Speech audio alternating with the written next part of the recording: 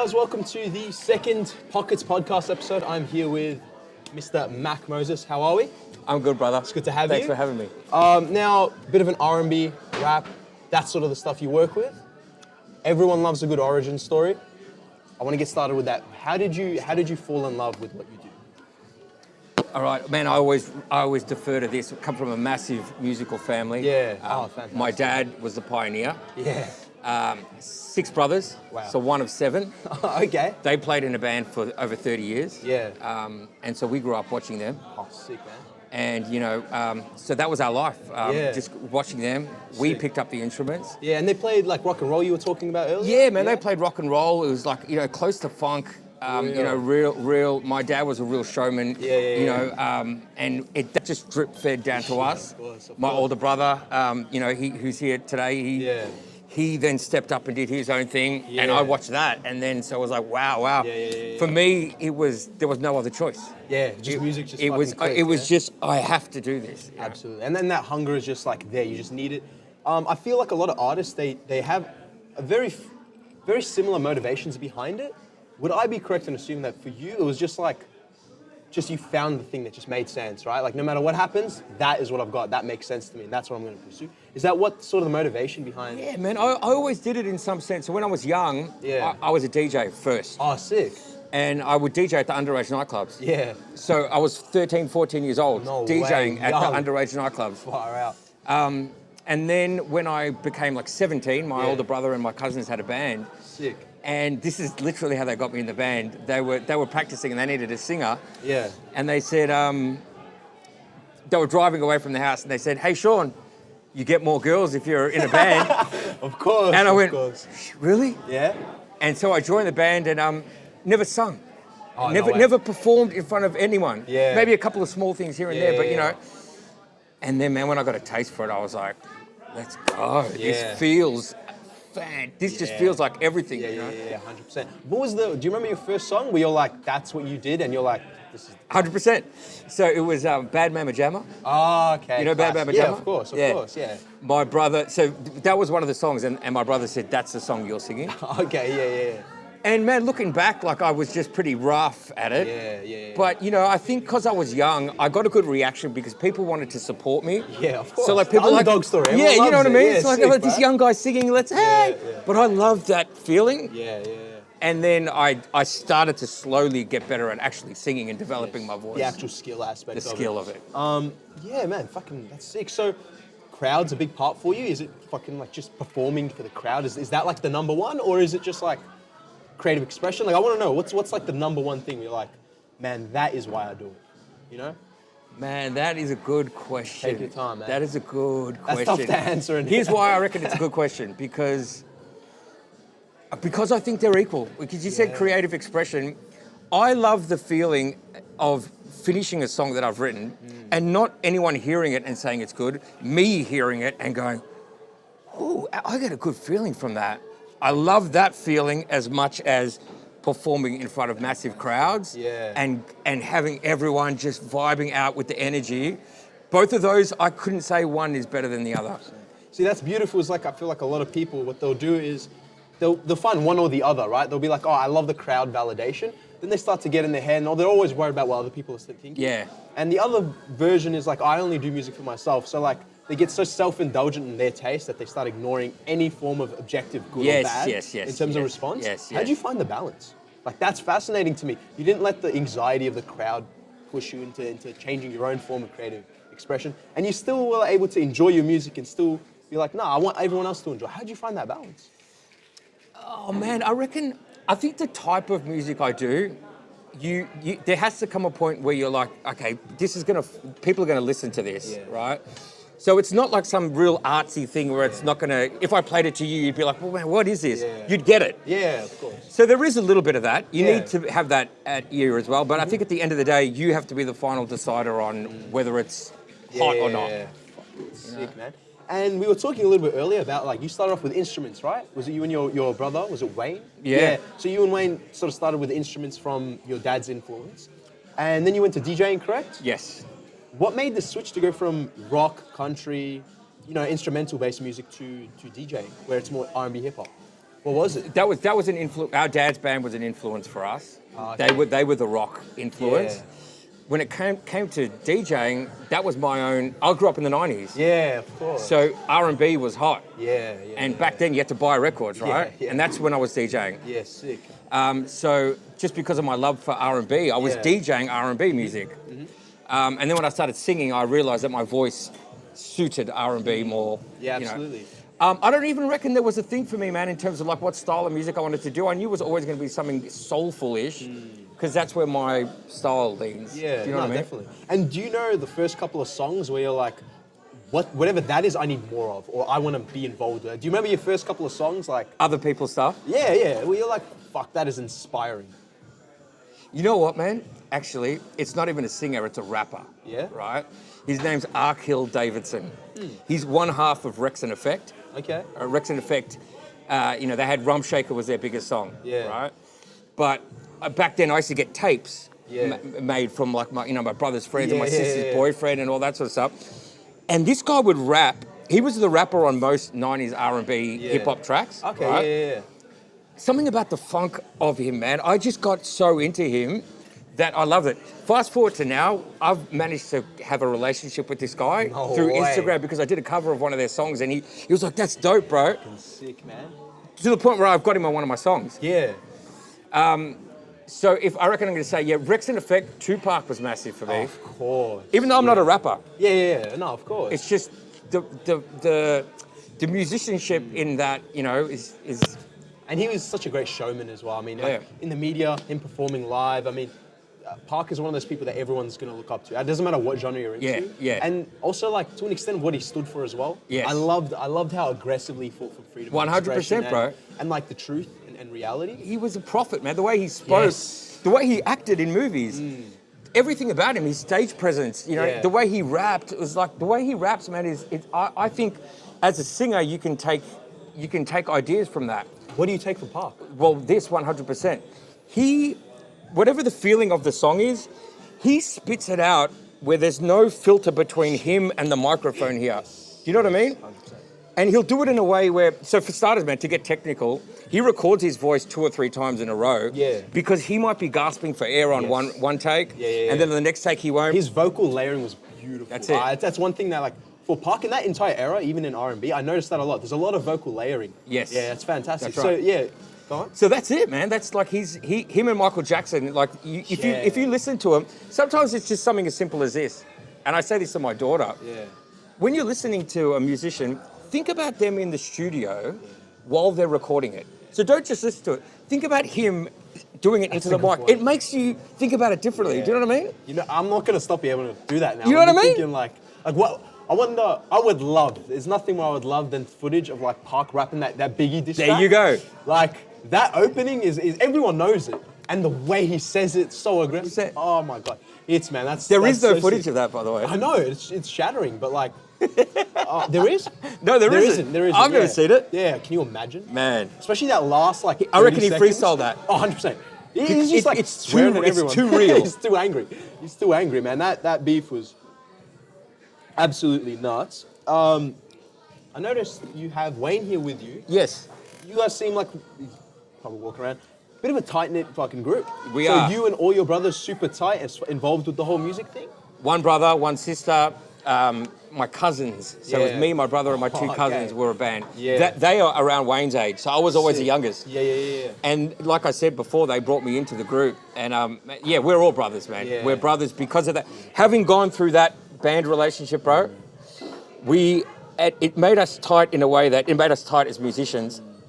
But man, they used to call the police on us sometimes when we were having band meetings because we would be so passionate about what we were doing. We would Yeah. fight so much. Oh no way. But this is the thing about family, man. We would fight like cats and dogs. But then the next morning, hey bro, what are you doing? All right, come in. I'll see you tomorrow. yeah, move on real quick. That's how it's gotta be. Family, 100%. That's how it's got to be. But we would fight, not even fight, man. We were just so passionate about the love for the band that it was one of the best times of my life because I was a young kid and they gave me a work ethic for music that I didn't realize you needed.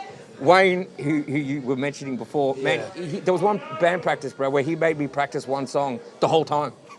No, do it again. Yeah, do it yeah, again. yeah. Even the other guys were going, fuck, man. Yeah, nah, I gotta get it perfect. Get those rounds in, man. Yeah, but he was being a dog. I had a good. Leaning into it, yeah.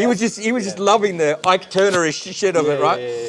And then I realized, oh wait, there's a reason why that be better. Yeah, Be just better. getting the reps in. And is that what's inspired your hunger now? Because I've seen you still performing, like still staying live, and I can tell you're not someone who's just gonna like rest, be like, okay, I've done this piece, now it's just whatever. I can see you're the type of person who's gonna interact with the audience, get their energy, and then try to match it, or see like, is this my area of improvement? Is that my area of improvement? Is that where that work ethic comes from like trying to be a bit of a perfectionist? Yeah, man, that, and also the fact that I think anyone who gets on a stage has to do two things.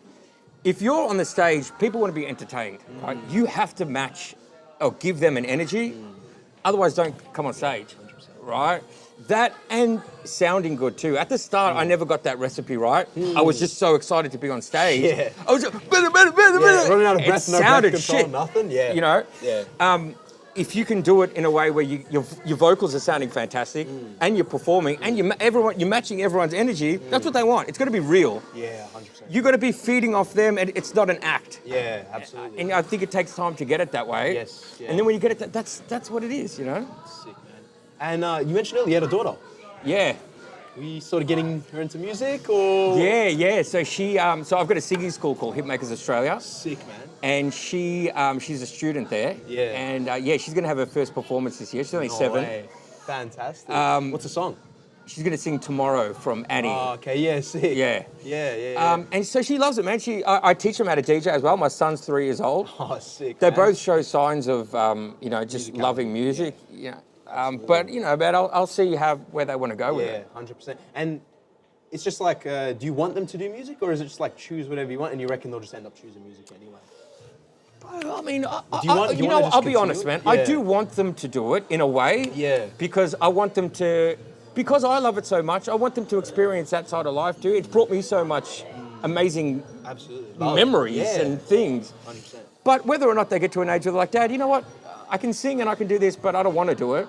Cool. Do whatever you want to do. 100%. It's About that, one thing I'm fascinated by creatives, athletes, is like, when someone is so passionate about something, it becomes really obsessive, right? Like, you can't turn it off, especially those early days. What's your process of actually unwinding? Like, when you're done with the show, you're like, all right, it's time to now turn back into, I guess, regular mode and just relax a little bit and get that energy back. What's your process of calming things down right after like a show, high energy? Man, I'm a dad. So, just going home and just sitting down with the kids and just watching Bluey or whatever it is my, just nothing. The word nothing, just doing nothing, loving them, go to movies, go to the park, whatever it is. But I think it's a good balance because I don't work a 9 to 5. Music is what I do. Yes. So I drop them at school. I'm able to pick them up. I'm able to do fun things during the day, and it's giving you that freedom. It's given me freedom in that way. Absolutely, 100%. And you mentioned earlier you played a few instruments, right? What instruments do you play? Talk us through that. Okay, so I'm not a master at any instrument. I can play a few instruments, enough to like fool you and get through the song. Yeah, absolutely. But I mean, look, my favorite thing to play, I like to play keys because I think it's something where, especially from a production side of things, it allows you to create fun things. But I play bass guitar, I play guitar. Sick. I can play drums, but I don't call myself any of these things. Yeah, no, for sure. That's where like the variety comes in. You're like, I can do enough to understand like different components and the complexities of different instruments. And that's only because growing up watching my uncles do it. Yeah. It was so in our face all the time. That was like, I'm going to go jump on the drum kit. Yeah, you just had the feeling. Let me work it out. Sick, To the can I tell you a story? 100%. When I was in year 8, so I was in music school, right? I was in high school, but I was in music class, and the subject was drums. Yeah, sick. And I had pneumonia. I was sick, right? I was away for weeks. And they were learning with like 2 drumsticks, not even the drum kit, how to go ta boom boom with the floor, everything, right? But it came time to grading, and that's when I came back to school. And so the teacher went around the room, and everyone did it. And then she said, "Sean, you don't have to do it. You haven't been here." I said, "Nah, miss, I can do it." Yeah. And she said, "Oh, you haven't been here?" I said, "No, I can do it." So I got on, I grabbed the sticks, and I like went, ba, da, da, boom, ba, do, boom, ba, bra, ba, da, ba, da, ba, da, and like did some shit. Just and she marked me down. Oh, I'm doing too much? No, she was like, "You're clearly a drummer. Yeah. You didn't." Oh, wow. And I went, "No, I'm not." Yeah. So I went home and told my mum, and she was like, "What?" Like, I think mum called the school. No way. And she was like, "Why didn't he get an A? He was the best." Bad. And she was like, "No, he's a drummer." And she said, "No, he's not a drummer. He just knew what to do." Yeah, that's like DJ Khaled's quote, suffering from success. You're just like fucking too good at what you do. Yeah, like he would say that, wouldn't he? 100%. So, far out, man. That's awesome. And you mentioned you've got like amazing memories, but I want to know the other side of the coin. What's the biggest challenge when it comes to music and working as a creative for you? Man, I reckon the biggest challenge is, man, I'll be honest. Yeah. Yeah, I'm 42 now. My challenge now is, in my own mind, is how long have I got? Like, how long have I got till I'm the old guy, where you don't want to book the old guy? I don't even care about that, but it's like, how much energy have I got to do this, you know? So for me, I'm thinking about, let me do this and build the brand enough so I can do some cool stuff with it. 100%. Oh, so you're looking to actually expand beyond music. You're sort of building that brand now, and is that what you're going to be using? Well, it all works in one direction. So like I said, how I got the Hitmakers Australia, the school. Yeah. Anything I do with Mack Moses or with my own music, it feeds that as well, because it's another way of showing this is what we do at Hitmakers Australia. And I think that school will be what I do later in life. But I mean, to answer your question, probably the challenge is, yeah, man, I think just working out, like, where do I fit now, you know? And how are you sort of approaching that, or is that one of those things you just figure it out as you go along? Yeah. It's a tricky question. Yeah, I know, no, it is. It is. But, it's one of those things where, in my own mind, and I'm not going to say it, but in my own mind, I kind of know when my use-by date is, and then I'll be like, all right, let me do some of the big gigs after that, the ones that I really love, but I'll taper it off and not, because I'm at the moment, man, I'm going hard. I'm doing heaps every week. Yeah. 100%, and getting the reps in. Yeah, of course. Not in the gym. Yeah. Just, not in the gym, just music. Yeah. I think there's two things that I've always found really interesting, and that's sports and music. And I think the biggest thing, the reason behind that, is because it just brings peace and it brings like people together, right? Even if it's opposing like band for band, like going rap battles and stuff, right? It's still bringing people together. Maybe it's creating teams, but I think music and sports especially, brings people together. 100%. You into sports at all? Massively. Yeah, what are we into? All right. Massive West Indies fan from birth. Yep. Still. Yeah. Even though I'm an Aussie. Yeah. No, I'm Windies, man. Yeah. I'm Curtly Ambrose, Courtney Walsh days. Yeah. Massive NBA fan, man. Okay. Yeah. I have to ask. Yeah. Let's just get this out of the way. Who's the GOAT? There's one right answer. Okay, there is one right answer, and it's MJ. But my favourite player of all time is Scottie Pippen. Oh, that's a valid answer. Why? Because I know MJ's a GOAT, Yeah. but something about Scottie, man, the look of him, I just like the way he looks when he dunks, and you know what I mean? It's weird. He's just got like... He looks cool. Got that energy to Yeah, it. he looks, when he dunks, it looks cool. Like something about like when Spud Webb and all the smaller guys dunk. I like that look rather than tall guys, because it just looks easy. Yeah. I love that old That school dog in NBA. him. He's got that dog in him. But yeah, MJ's a go, man. Yeah, 100%. And any other sports, man? Yeah, man, cricket, footy, I'm not a massive AFL fan. I used to be a big Bombers fan when I was a kid. Yeah. Go to the games and stuff like that. But I love all sports, man. Yeah. For sure. And is that like childhood, obviously music, big part of it. What about sports? Did you play much sports? Was that like another... Yeah, I did. Outlet? I played basketball when I was a kid. I played for a place called Keilor Village, which was around my area. I played cricket heaps. That was it, man. Really, cricket and basketball were my main two things. And equally passionate in both, or like was there never a fork in the road where you had to choose between the two? I reckon cricket, bro. Oh, Cricket, really? yeah. Cricket was just everything. Wow. Like, I would cry as a kid if the West Indies lost. Yeah. So you were about that life, yeah? Specifically the game where Michael Bevan hit 4 off the last ball when Roger Harper bowled it. I cried that game. Shattered. When was the fork in the road then? When was the choice we had to choose between cricket or music? Or was there ever a... No, I was never good enough at okay. sport. I would never... Starters, I was too short to play basketball. Yeah. Cricket, I never thought this would be I want to do this. Yeah. I'd do this. I'd be in the backyard and like pretend to play with myself and stuff like that. play with myself. Make sure that goes in with the cricket. No, no thing. context. Yeah. We're just going to start the clip there. It starts on, ladies and gentlemen, Mack Moses. I used to play with myself. Yeah.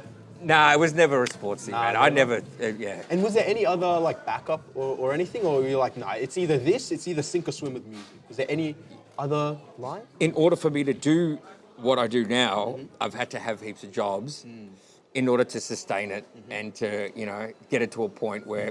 So to answer your question, man, I've done sales for years. Oh, no way. Yeah, I come from a sales background too. I worked in a grocery store when I was in my early 20s. I worked at Telstra. Yeah. Man, for me, honestly, man, I went on The Voice in 2019. Yes, I was about to bring that up. Yeah. And I reckon that was it was one of the best decisions I made, man, because what it did was it allowed me to get to a corporate stage of what I do that I wasn't on before. So I was able to get gigs that I wasn't offered before. And from that, I knew that my time was limited. I knew that it was going to be 15 minutes of fame. Yeah. What am I going to do with this? Capitalize. So I didn't act too cool. Any opportunity I got, I was like, bang. Hey guys, this is my name. Let me parlay this, and now I've made it a corporate thing, 100%. Which is what. There's one thing I noticed that with sales and like the skills I got from sales, I found actually helped me get to here, right?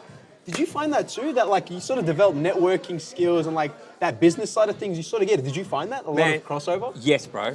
even today, right? Yeah. So the gig I did today, something small like this, right? Yeah. It finished, I could have left and just packed up my stuff and gone. Yeah. But I made sure I went up and spoke to the girls who booked me and organised it and just said, hey, thanks for having me, 100%. right? I'd love to do it again. Yeah. These little things, and I'm not doing it in a way of trying to sell myself, let book me again. Yeah. I would do that anyway, but it's these little things that give you the skills to be able to speak to people and to be able to do all those things. You need both of those things. Yeah, no, absolutely. I can tell you're really well spoken. I find that like sometimes life prepares you for whatever's going to come. And you won't notice it until you're there. Yeah. Like all these little lessons that you've learned. What was the hardest lesson you learned that like you had to learn the hard way and you found that to be really valuable to you today? In life? In life, anything, yeah. Losing my sister. I'm sorry to hear that. Yeah, for sure, man. It's not even I didn't even have to think about that. Yeah. So that happened in, that was just before I went on The Voice in 2018. Wow. And so, yeah, man, I mean, the lesson from it was, so I'm 42 now, man. I'm at the age that Cass was when she started to get sick. She passed away when she was 43. Yeah. The lesson is, man, you're going to enjoy every day. You're going to enjoy every moment. What do we do? Look at this, man. Like, we're going to have fun. We're going to perform on stage. What is it? That's just another day of life. And I don't know who it was, but one of our cousins once said something, life is a book of memories. That has stuck with me. If that's not the answer, then what is? You know what I mean? When you hear all these Instagram stories of people when they're on their deathbed, no one's talking about money, no one's talking about what they own. They always say, I wish I just enjoyed things. So if that's not the answer, then what is? Now they say, gratitude is the killer of depression or something like that. I find with myself, and I'm sure a lot of people can relate, is you start thinking about too many things in the future and the past, right? And then your brain gets carried away, and I've realized the one thing I need to work on personally is staying grounded and appreciating the moment. Yeah. And that seems to be the lesson that you're sort of talking about, is like appreciate the time we've got 100%, now. bro. What's your process with like grounding yourself in the moment? Is it music? Is music when you're like, I'm here, I'm with the crowd, I'm where it's at? Is that what your process of grounding is? I reckon it's just remembering to do it. If that makes sense. Yeah. You know what I mean? Just remembering to do it. And I reckon now, because of what's happened, man, I'm good at this. Yeah. I'm good at when I am with my kids, in my own mind going, lock this moment in. Like, lock this. Take a photo, like a mental photo. Yeah, soak this. Yeah. Because one day you're going to go, now she's going to be 8. Yeah. Now he's going to be 5. Now he's going to be, soak it in. You have to remind yourself. Yeah. That's really powerful. I think a lot of people are going to want to hear that, especially like for myself. That's really important for me to hear, is that take mental photographs, be present, take your time to appreciate what's here now. Because death terrifies me. I'm like so paranoid about like not living enough and not experiencing. For yourself? 100%. Like I'm young, but I feel like any day I'm going to lose everything. But there's the other flip side of that coin is you get so carried away thinking about the end and the finish that you end up losing the now. Yeah, man. Yeah, so it's really fascinating that you point that out. I was like, be aware of limited time, but don't obsess over it because you end up losing today for tomorrow. Spot on. Fantastic. Now the voice. I wanted to bring that up. Obviously a big part of your life. That's probably going to be one of the memories, I'd imagine, on your deathbed that you look over. What was that like? I'm really curious on the back end of how you end up getting scouted for the voice and end up in that. So I got scouted for the voice by a friend of mine, Gary Pinto, who does the scouting for it. Sick. I had never How'd ever. you meet him? Sorry. Man, we Anglo-Indian boy, CDB. Yeah. So we, just through doing music, we had met him, and I'd never done a reality TV show ever before, or even entertained the idea. I was kind of against it because I was a songwriter and I probably too cool for school. I will do it on my own bat, and so the position came up and the opportunity came up, and like I said, it was after losing my sister, and so we said, let's do it. Let's give it a crack. And I said, but can I do it as Mack Moses? I've got new music out. Can I push this? And he goes, yeah, do it however you want. And yeah, it was a fantastic experience. Were you nervous before going on stage, or were you like, nah, this is my moment? Well, what was that like? I want to know the right before you got on stage, what you were thinking. I have to know. I can tell you, bro. I can tell you. Yes, the answer is yes. I was massively nervous. I had my wife, my daughter, and my niece, Talia, who's Cassie, my sister's daughter. While I was getting mic'd up, and I'm about to go on, I knew the singer who was on before me. Okay, yeah. And they were doing their blind audition while I'm getting mic'd up and I'm watching. And I know that this singer is wicked. That's a tough follow, yeah? And they didn't get through. And I heard the feedback and I was like, if they don't get through, what am I going to do? But also this, bro. Yeah. I own a singing school. Yes. I don't turn a chair. That's a qualification goal. My students are going to be like, why should I listen to you? You didn't even turn a chair on The Voice. Yeah. I've got my whole family on my shoulders. I don't, but in my mind I do. I'm carrying the world on my shoulders. But I will be honest, the moment the music started, man, I know it's on.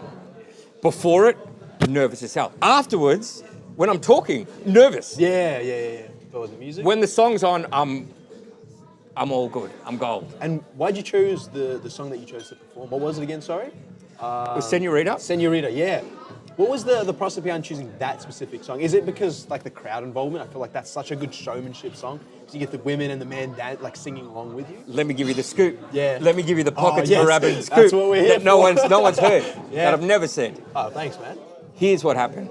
Before you go in the blind audition, you perform to the producers. Yeah. They decide if you get to go on TV to even get to the blind auditions. Yeah.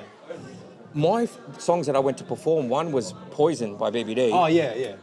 And they were like, oh, wow, that's awesome. Yeah. What's the next song? The next song I did was a song called Last Night, which is off the Justified album. Oh, yeah. But it's a funky... I didn't want to do something commercial. And I did that. When I did that song, one of the producers said, do you know Senorita? And I said, yeah, I know it. It's probably my least favorite Justin Timberlake song. I'll be honest. Yeah.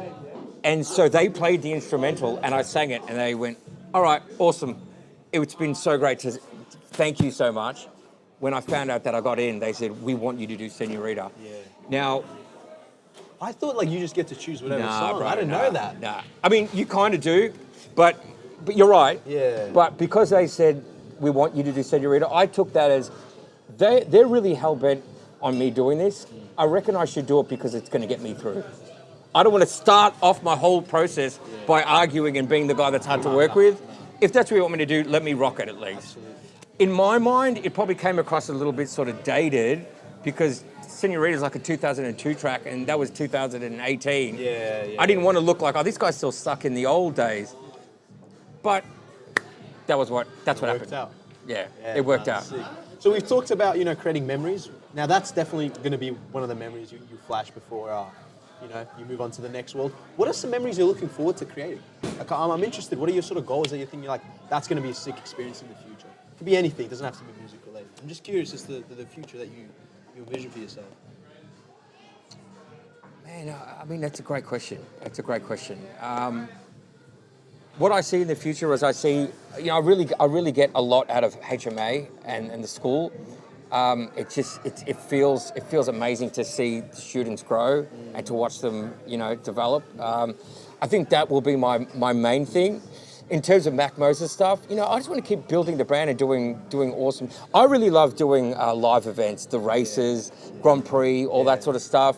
I still have fun. Definitely. I still have fun doing this. Yeah, I wouldn't do it if I didn't. Yeah. And this idea, this 90s R&B tribute show, I've only done this. This is like the 5th show we've done. So I think this has got some big legs to grow and to move into something bigger. I'd like to do support for artists that come down from overseas and stuff like that. I've got some connections overseas with the Teddy Rileys and the R&B guys over there that I'd like to explore. So yeah. Some opening acts, more shows, just keep it going. See where it goes. And I think it's a really beautiful motivation that you want to just pass on music to the next generation and keep it going. What's the biggest challenge with teaching? I don't come from a teaching background. I haven't had a singing lesson in my life. So a lot of what I teach is based on my own experience. I reckon the biggest challenge is knowing that what information I'm giving the students, no matter how old they are, is the right thing for them. I think I'm pretty confident that it is, because the only way to tell is because it's the way you've seen them from the start to how they've developed. Yeah. One of my first students, who was 5 years old at the time, she just turned 18 last week. Yeah. She's not only still a student, she's one of my coaches. No way. And she's unbelievable. Wow. And so, if that's the test, then then it works. That's what it is. Yeah, definitely. And do you find that developing as a teacher is similar to developing as an artist?